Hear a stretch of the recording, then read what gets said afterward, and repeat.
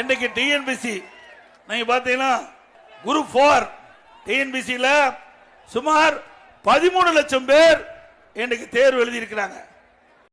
இதுல பாத்தீங்கன்னா நடுத்தர மக்கள் ஏழை மக்கள் தான் இந்த குரூப் 4 தேர்தலில் அதிகமா தேர்வு எழுதி இருக்கிறாங்க. இந்த தேர்வில் முறைகேடு என்பதாக பரவலான தகவல்.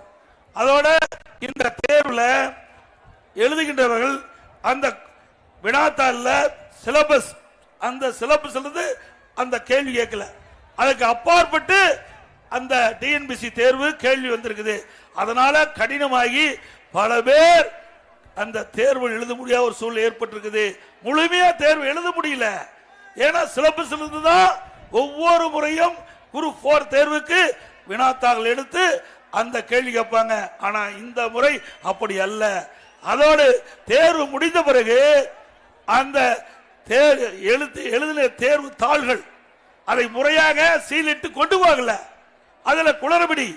ஆக இப்படிப்பட்ட குளறுபடியான தேர்தலை ரத்து செய்து மீண்டும் டிஎன்பிசி தேர்தல் குரூப் 4 மறு தேர்தல் நடத்தப்பட வேண்டும் இந்த அரசு.